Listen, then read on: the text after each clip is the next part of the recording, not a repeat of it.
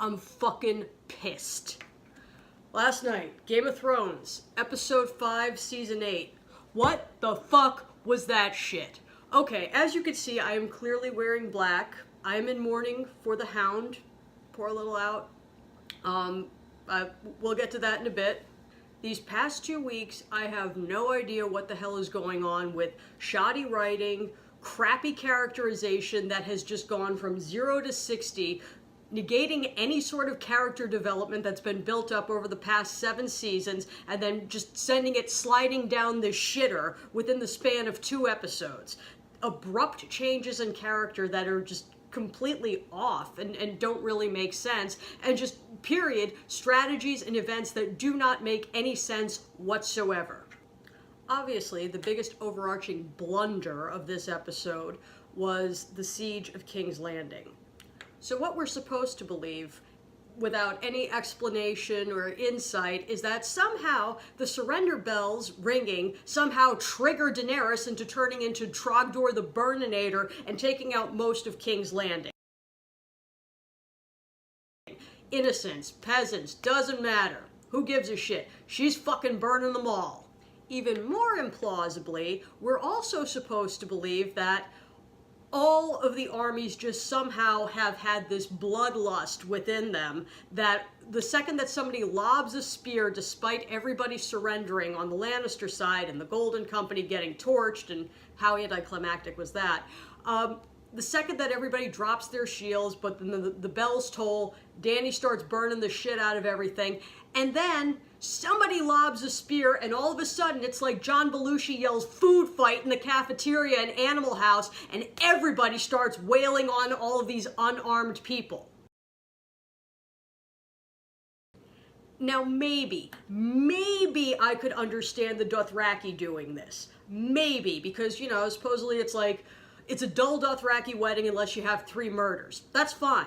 But the Unsullied were supposed to be these good dudes who they understood what it was like to be slaves. They understood what it was like to have shit be unfair. And then all of a sudden they go nuts. Yes, I get it. Miss Andy got killed, and that was bullshit. But take a page out of Arya's book. Make that shit personal. Go there. Fuck up Cersei. Fuck up fucking bitch-ass purple piece of shit mountain. Take them out. It's not these guys' fault. They just got co-opted into this crap the same way you did from birth. Did you really want to have your nuts cut off and join this army? No, you didn't. They really didn't have a choice either. So all of a sudden there's this, and then Jon's men. Jon's men, the men of the North, the good guys, are all fucking up these people and just slaying civilians. It's ridiculous. It made no sense. The only 2 people standing there going, "What the fuck," were Jon and Davos, which was pretty much the reaction of everybody out there in the audience. You also had Varys' anticlimactic death, which only served to be somewhat of a plot device to kind of give you a hint that Daenerys is about to turn full Mad Queen in about 10 minutes. So he takes his rings off, I guess so they don't burn, and she's standing there with a very deadpan Dracarys. Oh, so now you know how to Dracarys, Dany, right? You didn't know how to say Dracarys last week when you were staring Euron point blank in the face after he shot poor Rhaegal out of the sky. You didn't know how to blast the Iron Fleet so that this entire thing could have been avoided. You could have taken all of them out. You could have made sure that Missandei wasn't kidnapped if you took them out and blasted friggin' Euron right there with Drogon. But you just hear from Tyrion that, well, Varys kind of sort of a little bit betrayed you, possibly to save his own ass because he knows it's on borrowed time. And you haul Varys out of his quarters very calmly, lead him to his death, and then Dracarys. Varys goes up in smoke, and so does a shit ton of characterization and plot. And that brings us to Tyrion. Tyrion has been one of my favorite characters since the start of the series. But recently, he's gone from being the smartest man in all of Westeros to being a completely moronic individual. Yes, that little heart-to-heart with your fuckboy brother Jaime was touching. Yes, we understand that you feel like you never would have survived childhood if it wasn't for him, because your sister Cersei is a giant raging fucking cunt. And that's okay. That's fine. You should know that.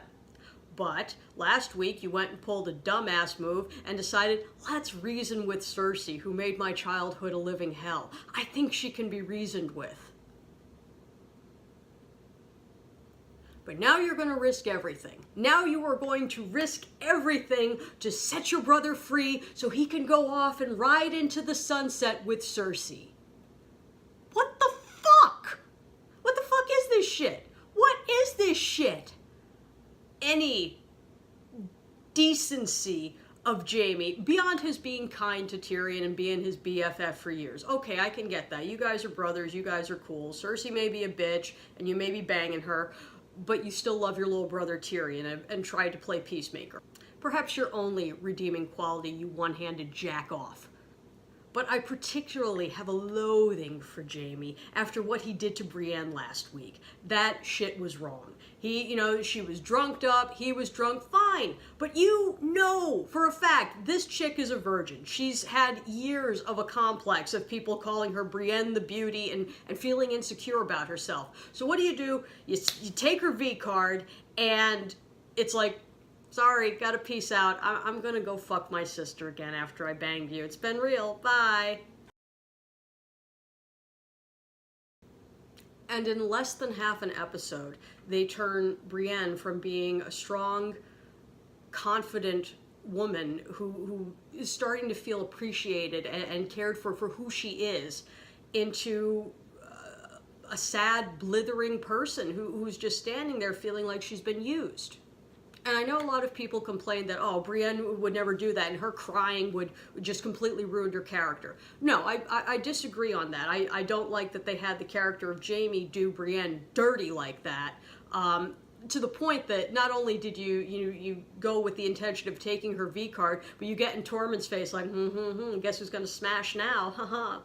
Tormund, the one guy who's been like, oh, where's the big woman the whole time, and who's been like rooting for her and cheering her on. And then this friggin' scumbag swoops in, taps it and then leaves to go bang his sister again. But I digress. I don't think it was poor characterization to have Brienne crying and begging Jaime to stay. I think that is kind of the norm because she felt an emotional connection. She figured, wow, maybe she was one of those people who assigns something, I don't know, call it crazy, call it old-fashioned, assigns something to losing her virginity to someone. And she assumed, perhaps because Jaime knighted her, that maybe he did have feelings for her, or that this was a person that she cared about and felt betrayed, that he was leaving the people that he just fought alongside and leaving her after all of this, and then going back to side with his sister who was clearly in the wrong.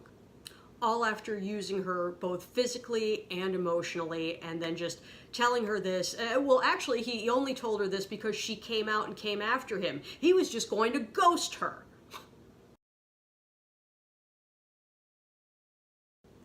Jaime is a fuckboy and deserved to die a horrible, painful death with his sister, separately. And this is what really pissed me off about this episode. Despite being complete pieces of shit throughout the whole fucking series, Jaime and Cersei get to die together in a loving embrace. Everybody's getting burned alive, people are getting their brains smashed in, getting trampled, and they get to die peacefully in each other's arms as the building crumbles down on top of them. Them and their unborn incest child. Motherfucker, they deserved a fucking slow, shitty, torturous death, and that was fucking bullshit. So Jaime and Cersei get to die in the arms of the person they love most in this world. But you know who gets the shit end of the death stick? My boy, Sandor Clegane, the Hound. Did I know my boy was going to die during Clegane Bowl? Yeah, I was kind of resigned to that. But I kind of wished he had a little bit better send-off than fucking having to die with his piece of purple shit brother, the Mountain. Despite pulling out every trick in the book, being able to run his dirtbag brother, the Mountain, through with a giant sword, stabbing him in the face, stabbing him in the eye, right through the brain, nope, the son of a bitch wasn't going to go down. So it was hard to watch, just seeing how fired up the Hound had been and how ready he was to just make his peace with this world and take his brother out, but then realizing nothing he could do could take him out, no matter how hard he fought, no matter how skilled of a swordsman he was, how skilled in battle he was. He still couldn't take out the mountain because, well, he was undead. And not just undead, an undead complete piece of shit. Because even the fail-safe controls that Freak Boy Qyburn had installed on the mountain, bringing him back from the dead, didn't work when they commanded him to stand there. The fact that the mountain's default override was that upon seeing his brother, the Hound, was that his reaction was so vehement that he wanted to kill and destroy him. Destroy the brother whose life he'd made a living hell from the time he was a child. By burning him, by scarring him, by taking an innocent kid's life and warping it to the fact that not only is he physically scarred, he's mentally scarred. And that is pure evil. That was the mountain. And the fact that when the Hound took the mountain's mask off, but when he sees his brother's decomposed, decayed face and he says, ah, that's you. That's the you I know. He's acknowledging the fact that he is looking pure evil in the face. And he's resolved to take it out. I'm sad because the Hound deserved a better death. He deserved to be dying near Arya or somebody else, instead of having to go out and tackle his brother through a wall into a burning city below just to know that the motherfucker's dead. He almost got his eyes gouged out like the Red Viper, but yet he still kept on fighting and then just tackled that piece of purple crap. It's okay, Hound. You deserved a better death than that. You deserve to go out surrounded by people who loved you and who were nice to you, not your dirty piece of shit brother. It's okay. You're safe now. No one's going to hurt you anymore. No one's going to hurt you, Hound. It's okay. This is a non-smoking home, and you'll be happy here, and you can have tea parties and stab things. Yeah, you can stab stuff, and it'll be okay. And no one's going to hurt you. You're safe. You're safe, buddy. You're safe. The Hound deserved better, and the fact that he had that final moment with Arya telling her, don't be like me. Don't allow revenge to consume you. That solidified the fact that he was a good dude right till the end. But what pissed me off was the message that if you're going to go after revenge, you better dig two graves, one for the other person and one for yourself, when the Hound was just trying to quiet his mind and quiet his psyche. You know, have the lambs stopped screaming, Clarice? Having somebody push your face into burning coals when you're maybe 6 years old because you played with their toy kind of fucks with you a little bit mentally. So yeah, there's a damn good reason for revenge. The same way Arya seeing her father decapitated was a good enough reason for revenge. But the message that the Hound's vengeance somehow merits him dying with the person that he hates most in this world, while Jaime and Cersei get to, you know, bang each other's brains out, have 3 or 4 incest babies, and suddenly everything's cool and they get to die a relatively peaceful death. Bullshit. That fucking pissed me off. And Arya has been the only damn thing that I give a damn about in this show. Everybody else can all go to hell. I've even washed my hands of Tyrion at this point. Jon is a complete fucking pussy. I'm sure we're set up for him to face down Grey Worm next week in the Battle of the Ball List. Great. But right now, Arya is the only one that I give a damn about. I felt heartbroken for her when she's having that exchange with the Hound, where he tells her, don't be like me, don't go after revenge, be free, live your life, be somebody else. Because in a sense, that was her losing yet another father figure. Ned Stark was a really good man. He was the father Arya deserved. And in happier and peaceful times, she would have had that great relationship with her father. But the Hound became the father she needed, who helped toughen her up, who helped build her into the awesome killing machine that she is. And despite all that, Arya still had a heart. She was ready to go back and go after her buddy. And then she was also thinking, well, do I go in there and take out Cersei? Is this my last chance? Is this my last chance to avenge my father and my family? So there's that conflict. Meanwhile, she's toughening up and telling people to nut up and trying to help them. And it was hard to watch. And there were a couple times where I thought Arya was done. And I'm like, I'm cashing my chips out. If you kill Arya, that's it. I'm done, because she's the only damn one that I give a shit about. As for next week, it looks like they're setting up the final episode of the series with the Battle of the Ball list, Jon versus Grey Worm. Jon's probably going to have to take out Daenerys. I don't know exactly what's going to happen. As long as Arya makes it out okay, I'm fine. I'd like to see them, have Brienne have some sort of a happy ending. Granted, I know this is George R.R. Martin. Well, actually, this is George R.R. Martin as bastardized by D&D. I'm expecting better. We had 2 great episodes. Episode 2, Episode 3 were so well done. Episode 1 was a glorified recap. Episode 4 was kind of like, where the fuck did this abrupt characterization come from?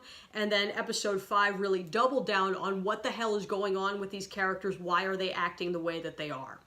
So next week we find out what happens on the final episode of Game of Thrones. Will 8 seasons of great storytelling and characterization go completely down the crapper with some lazy, ham-fisted plot threads pulled out of nowhere? Or will we actually have a satisfying ending? Granted, we know it's not going to be a happy ending, but as long as it's a satisfying ending that makes sense for the character development as it's unfolded over the past 8 years. But till then, we'll just have to wait and see what happens. Thank you, as always, for tuning in and listening to this angry rant, and we'll see where it goes next week. Till then, have a good one. Take care. Bye.